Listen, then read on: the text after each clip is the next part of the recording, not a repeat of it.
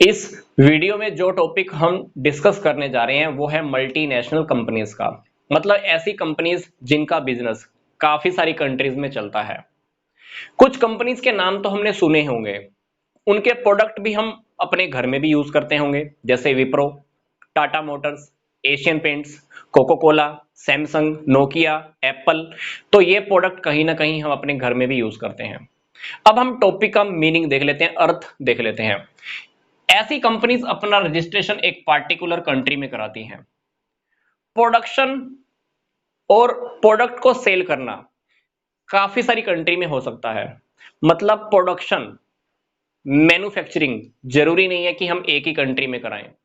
Manufacturing हमारी काफी सारी कंट्रीज में भी हो सकती है। प्लस प्रोडक्ट तो हमने काफी सारी कंट्रीज में सेल करना ही है, तभी तो ये मल्टीनेशनल कंपनीज कही जाएंगी। तो इस प्रकार की कंपनीज को हम ग्लोबल इंटरप्राइजेस भी कहते हैं। अब हम स्टडी कर लेते हैं कि इस प्रकार की कंपनीज के क्या फीचर्स हैं।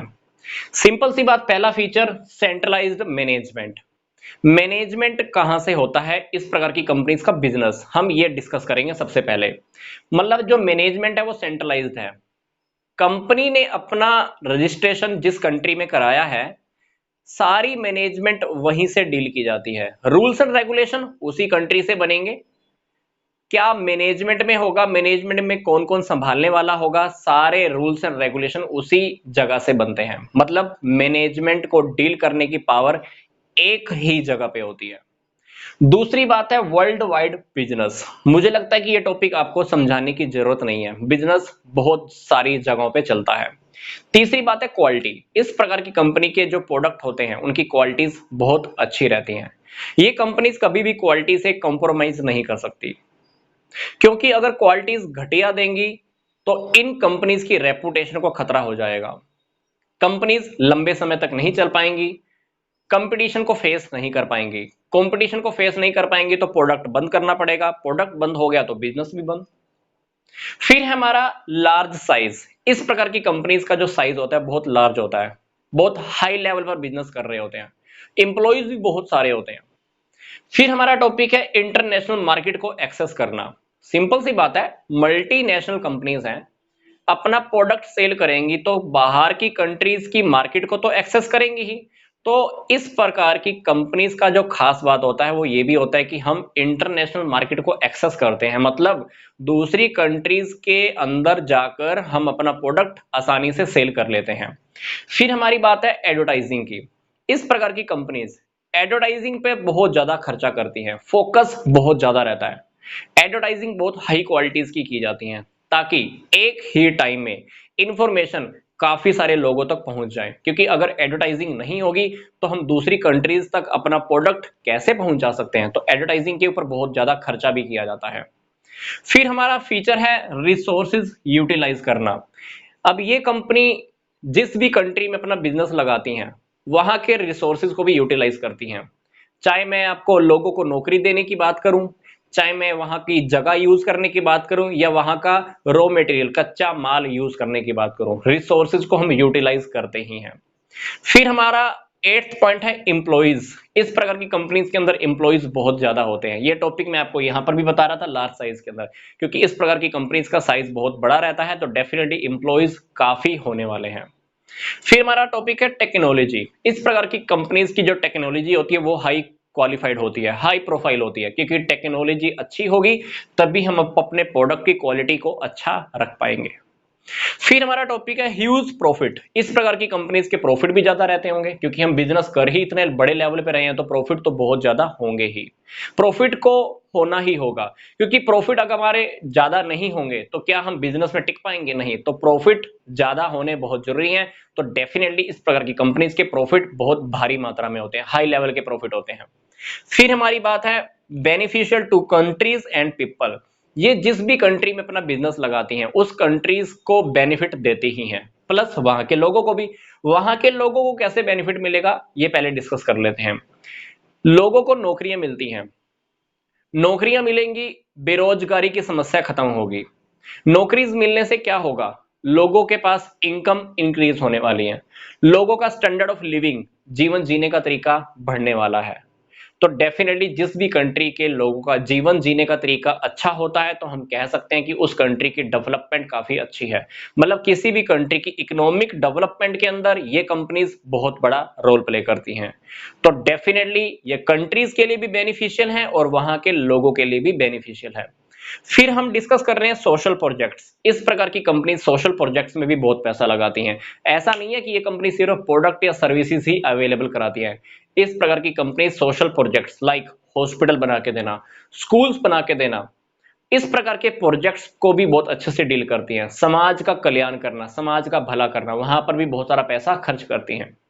तो अब हम डिस्कस करेंगे कि मल्टीनेशनल कंपनीज के क्या एडवांटेजेस हैं और क्या डिसएडवांटेजेस हैं। हम स्टडी कर लेते हैं अब मल्टीनेशनल कंपनीज के एडवांटेजेस और डिसएडवांटेजेस। पहला पॉइंट है हमारा फॉरेन की इन्वेस्टमेंट में इंक्रीज होना। कोई भी कंट्री जब अपनी कंपनी को दूसरी कंट्री में भेजती है तो उस कंट्री का पैसा दूसरी कंट्री में जाता ही है, क्योंकि हर कंट्री चाहती है कि मेरे पास विदेशी पूंजी आए, दूसरे देश का पैसा आए। तो मान लीजिए जापान ने अपनी कंपनी को इंडिया में लगाने की परमिशन दी कि आप इंडिया में अपनी कंपनी लगा लीजिए, तो क्या होगा, इंडिया के पास जापान का पैसा आएगा, फॉरेन इन्वेस्टमेंट आई, फॉरेन की मनी हमारे पास आई, फॉरेन की मनी मतलब जापान की मनी हमारे पास आई, तो अब हम जापान का प्रोडक्ट आसानी से खरीद सकते हैं। अदरवाइज क्या होगा, हमें क्या करना पड़ता है, हम रुपया देंगे और जापान की करेंसी को एक्सचेंज करेंगे, तो एक्सचेंज के टाइम पर बहुत प्रॉब्लम्स आती हैं। अब जापान की कंपनी यहां पर आई, जापान का पैसा अल्टीमेटली हमारे देश में आ गया। अब जापान का पैसा हमारे हाथ में आ ही गया है तो जापान का कोई भी प्रोडक्ट हम आसानी से परचेज कर सकते हैं। दूसरा जो बेनिफिट है वो है एम्प्लॉयमेंट का। लोगों को नौकरियां मिलती हैं, स्टैंडर्ड ऑफ लिविंग, लोगों का जीवन जीने तक का तरीका सुधर जाता है, उनके लाइफ में सुधार आता है, गुणवत्ता में सुधार आता है, उनका जीवन बहुत अच्छा सुधर जाता है। फिर हमारा पॉइंट है इकोनॉमिक डेवलपमेंट।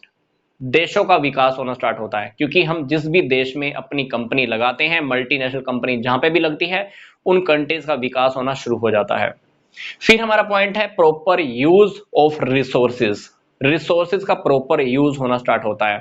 मान लीजिए मेरी कंट्री में रिसोर्सेज एक्स्ट्रा रखे हुए हैं, प्रॉपर यूटिलाइज, पूरे यूटिलाइज नहीं हो पाते, कोई कंपनी आएगी मेरी कंट्री में, रिसोर्सेज को अच्छे से यूटिलाइज करना स्टार्ट कर देती है।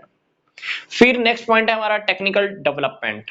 टेक्नोलॉजी का भी काफी डेवलपमेंट होता है इन कंट्रीज की वजह से, इस कंपनीज की वजह से, क्योंकि ये कंपनी जब एक कंट्री में एंटर करती है, बिजनेस स्टार्ट किया, तो उस कंट्री का भी टेक्नोलॉजिकल डेवलपमेंट होना स्टार्ट होएगा, क्योंकि वहां के लोग भी फॉरेन की टेक्नोलॉजी को देखकर कुछ और इंप्रूव करना स्टार्ट कर देते हैं।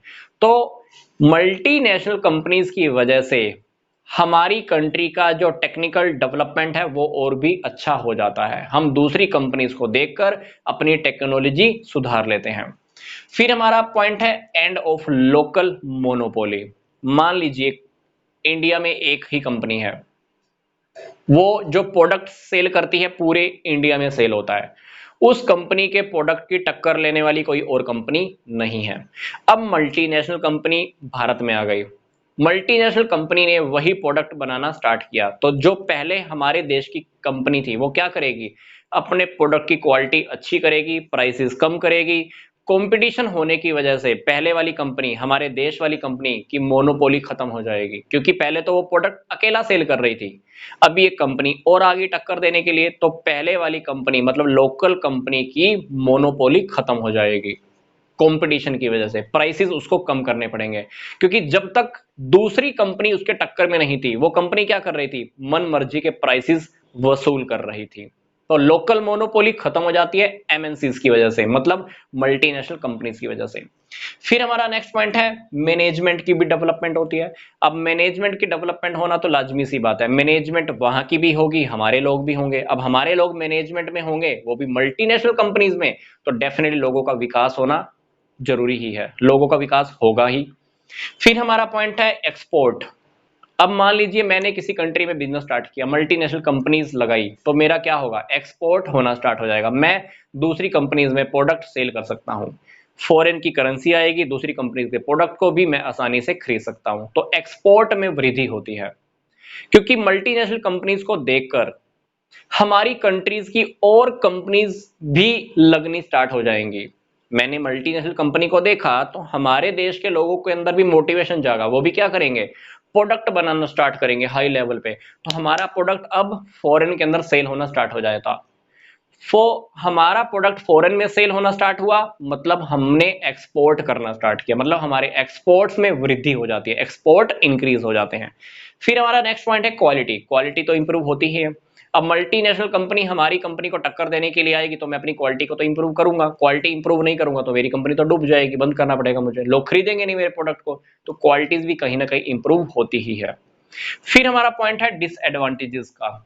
Danger for domestic industries.